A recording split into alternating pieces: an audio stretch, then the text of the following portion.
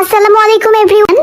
আজকে তৈরি করব আমি গরুর মাংসের কোয়াব বা তেলাইনা কোয়াব। চট্টগ্রামের খুবই জনপ্রিয় একটি রেসিপি এই মাংসের কোয়াব। এটা কিন্তু তেলে ভেজে তৈরি করা হয়, তাই রোদে শুকানোর কোনো ঝামেলা নেই। মাংসের এই কোয়াবগুলো ফ্রিজ ছাড়াই কিন্তু 3-4 দিনের মতো ভালো থাকবে। মাংসের কোয়াব তৈরি করার জন্য আমি এখানে 1 কেজি পরিমাণ গরুর মাংস নিয়েছি।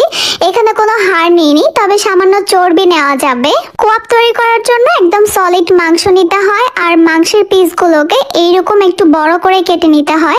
এবার আমি এই মাংসের সঙ্গে দিয়ে দিব 1 টেবিল চামচ আদা বাটা, দিয়ে দিব 1 টেবিল চামচ রসুন বাটা, জিরা গুঁড়া দিয়ে দিচ্ছি 1 চা চামচ, কালো গোলমরিচের গুঁড়া দিয়ে দিব 1 চা চামচ, ধনিয়া গুঁড়া দিয়ে দিব 1 চা চামচ, গরম মশলা গুঁড়া দিয়ে দিচ্ছি 1 চা চামচ, লাল মরিচের গুঁড়া দিয়ে দিব 1 চা চামচ, হলুদ গুঁড়া দিয়ে দিচ্ছি 1/2 চা চামচ, লবণ দিয়ে দিচ্ছি 1 চা চামচ বা প্রয়োজন মতো।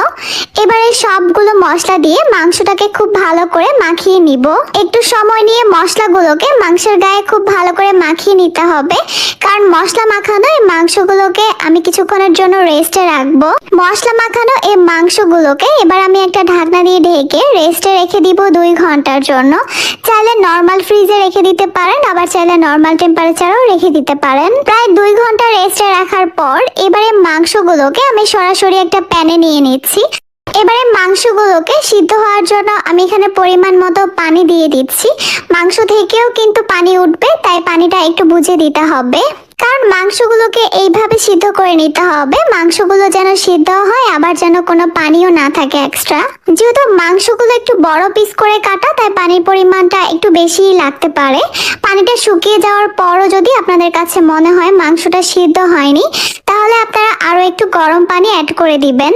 আচ্ছা, আপনারা চাইলে কিন্তু এই মাংসগুলোকে অবশ্যই প্রেসার কুকারে সিদ্ধ করে নিতে পারেন।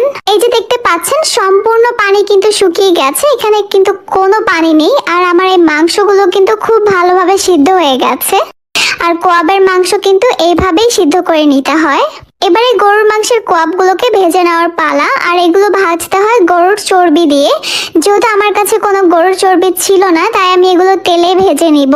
একটা প্যানে পরিমাণ মতো তেল নিয়ে নিয়েছি। এরপর সিদ্ধ করে নেওয়া মাংসগুলোকে আমি দিয়ে দিচ্ছি। যেহেতু মাংসগুলো একদমই সিদ্ধ করে নেওয়া, তাই এগুলো ভাজতে কিন্তু খুব একটা বেশি সময় লাগবে না। চারপাশ থেকে খুব সুন্দর একটা কালার চলে আসলে এগুলো ভাজা হয়ে যাবে।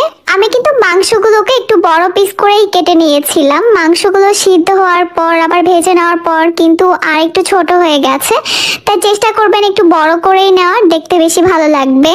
আমি মাংসগুলোকে এপাশ ওপাশ করে প্রায় 10 মিনিটের মতো ভেজে নিয়েছি। এরপর ভেজে নেওয়া মাংসগুলোকে তেল ঝরিয়ে তুলে নিব।